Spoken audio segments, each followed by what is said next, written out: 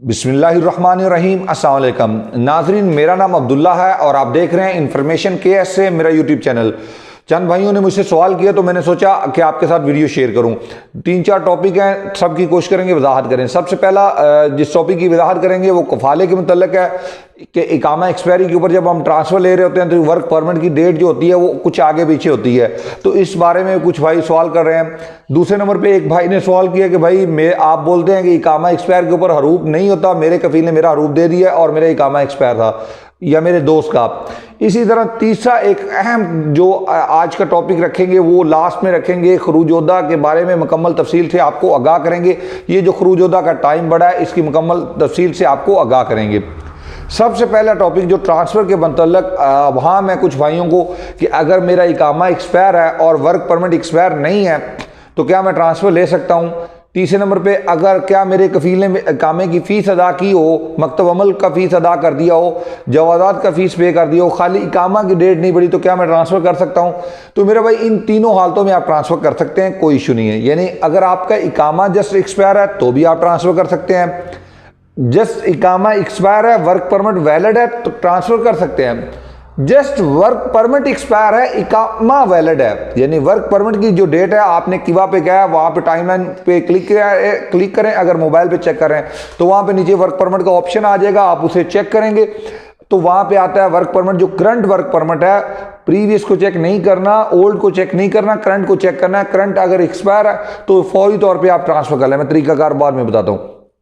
इसके बाद नंबर 3 पे आता है कि अगर आपके कफील ने आपकी फ़ीस अदा कर दी है, जस्ट इकामे की डेट बड़ी नहीं है तो भी आप ट्रांसफ़र कर सकते हैं। मैं 100% इसकी गारंटी लेता हूं, किसी किस्म की परेशानी का आपको सामना इंशाअल्लाह ताला नहीं करना पड़ेगा, आपका इकामा ट्रांसफ़र हो जाएगा।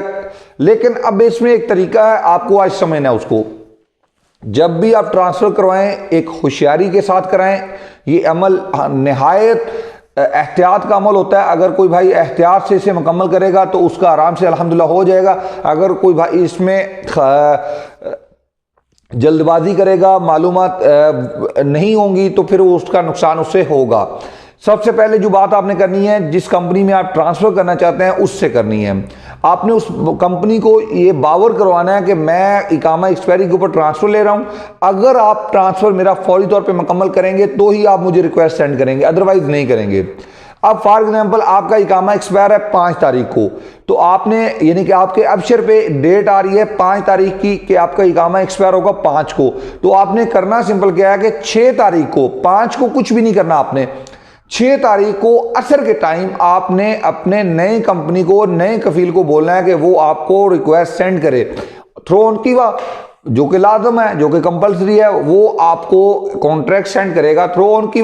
जैसे ही वो आपको सेंड करे आप उसे एक्सेप्ट कर ले, ठीक है। जैसे ही आप एक्सेप्ट करेंगे आप वहां पे ये जो कितने मैंने टॉपिक बताए वो सारे यानी गुजर गए। अगर आपका इकामा एक्सपायर है, वर्क परमिट एक्सपायर है, आपके कफील ने फीस अदा की, जस्ट इकामे की डेट नहीं बढ़ी तो भी, अगर वर्क परमिट की डेट नहीं बढ़ी तो भी, इकामा एक्सपायर है तो भी, इन तमाम हालतों में आप ट्रांसफ़र का हक रखते हैं विदाउट परमिशन। ये ऑन अभी की बात कर रहा हूं। तो आपने असर के टाइम उससे फौरी तौर पे जैसे ही आपको तलब आए, ये तारीख नेक्स्ट डे है, यानी 5 को इकामा एक्सपायर है, 6 की बात कर रहा हूं मैं, 5 की बात नहीं कर रहा। 5 को आपका इकामा वैलिड होगा, 6 को आपने असर के टाइम अपनी नई कंपनी को फ़ोन करें, इन्फॉर्म करें कि भाई मुझे रिक्वेस्ट सेंड कर दें, या जो भी उनकी ऑफिस क्लोज का टाइम है आप उसको वक्त उन्हें बोलें कि भाई मुझे आप सेंड कर दें रिक्वेस्ट। जैसे ही कॉन्ट्रैक्ट आपको कीवा पे मिल जाए आपने उसे एक्सेप्ट कर लेना है। आप एक्सेप्ट करने के बाद अपनी नई कंपनी को आगाह करें कि वो आपकी रसूम पे करके अर्ली मॉर्निंग नेक्स्ट डे आपका ट्रांसफ़र मुकम्मल करे। इवन इसमें 2-4 घंटे का टाइम होता है, इसके बाद भी ट्रांसफ़र हो सकता है, लेकिन शायद उसके बाद उनका ऑफिस बंद हो जाए तो वो इसे कंप्लीट ना कर सकें। अदरवाइज आपको चाहिए कि रात को वो कंप्लीट करें ट्रांसफ़र। अगर वो नहीं कर सकते किसी वजह से तो मुश्किल नहीं है, वो नेक्स्ट डे अर्ली मॉर्निंग आपका ट्रांसफ़र मुकम्मल कर दें, कोई इशू नहीं है। तो जब नेक्स्ट डे वो आपका ट्रांसफ़र मुकम्मल करेंगे तो इंशाअल्लाह ताला इस तरह के किसी भी मसाइल का आपको सामना नहीं करना पड़ेगा, बासानी तरीके से आपका ट्रांसफ़र हो जाएगा। मैंने बहुत दोस्तों का, भाइयों का ट्रांसफ़र इसी तरीके से करवाया, अल्हम्दुलिल्लाह कभी किसी के साथ किसी किस्म की कोई मुश्किल का सामना किसी को नहीं करना पड़ा, ठीक है मेरा भाई। जब आप इस तरीके पर अमल करेंगे तो एक बात तो अब यहाँ पर होगी, अब दूसरी बात है जो इस भाई ने कहा कि हरूफ वाली बात कि मेरा इकामा एक्सपायर था, और आप बोलते हैं कि इकामा एक्सपायर पे हरूफ नहीं होता, लेकिन मेरे दोस्त भाई का हो गया।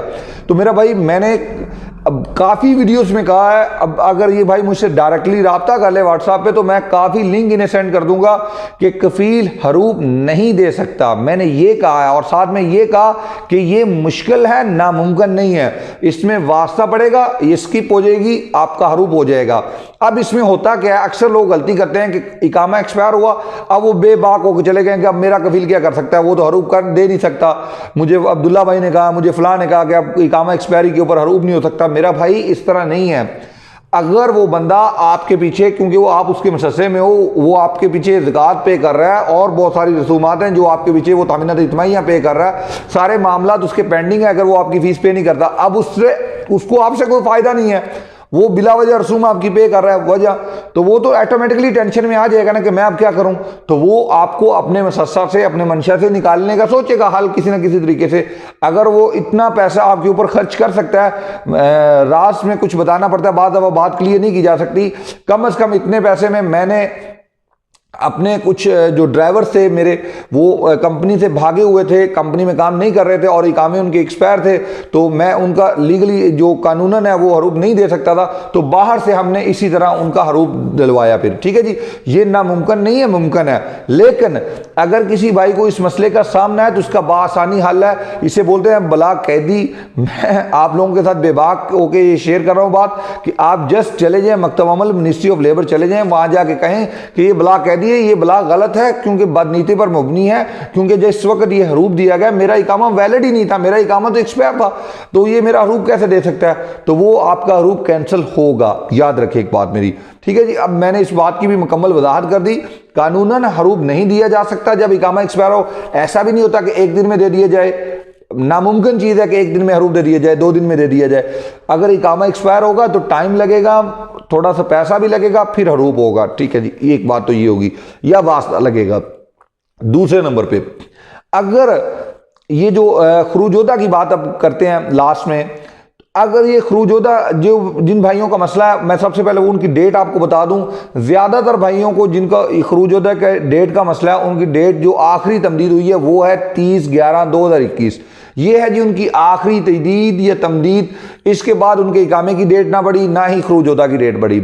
तो ऐसे तमाम भाइयों ने, ज़्यादातर इनमें से भाइयों ने जवादा से सवाल किया कि भाई मेरे अमल की, मेरी या जिस तरह भी कह लीजिए कि मेरा खरूजोदा की डेट 30/11/2021 तक बढ़ी, इसके बाद नहीं बढ़ी। हालांकि ऐलान किया गया कि तमाम की डेट्स जो हैं वो 31 जनवरी 2022 तक तमदीद कर दी गई हैं, बढ़ा दी गई हैं, लेकिन नहीं हुई।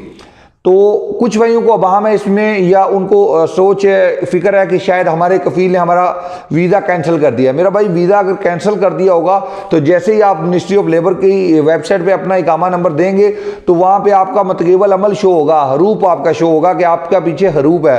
तो इससे आपको 3 साल की पाबंदी का सामना करना पड़ेगा। लाइफ टाइम पाबंदी नहीं होगी, 3 साल की जस्ट पाबंदी होगी। लेकिन अगर वहां पे मिनिस्ट्री ऑफ लेबर की वेबसाइट पे आप चेक करते हैं तो वहां पे अली रासल अमल आता है, तो फिर इसका मतलब है कि आपका वीज़ा वैलिड है, आपके कफील की तरफ से आपको किसी किस्म का कोई परेशानी का सामना नहीं है, आपका वीज़ा सही है। लेकिन तमदीद में प्रॉब्लम है या कोई टेक्निकल फॉल्ट है जस्ट।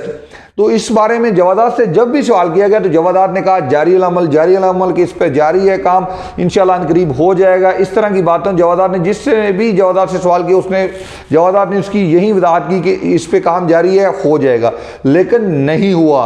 आखिरकार ये टाइम ख़त्म होने वाला है, आज 26 तारीख हो गई है अभी तक ये टाइम नहीं बढ़ा, बल्कि 27 होगी, सॉरी। तो ये टाइम नहीं बढ़ा, तो आगे भी क्या चांस है, 3 दिन बाकी है। अब जो नया टाइम मिला है इसमें एक बात की उन्होंने वजाहत की है, शाही फरमान तो जारी हो गया कि 31/3/2022 तक तमाम इकामे की डेट बढ़ा दी जाएगी, लेकिन इसमें उन लोगों को शामिल नहीं किया गया जिन्होंने एक वैक्सीन की डोज सऊदी अरेबिया से ली हो। कबल सफ़र उन्होंने सऊदी अरेबिया से एक डोज ली और दूसरी डोज सऊदीया से बाद अपने मुल्क से ली।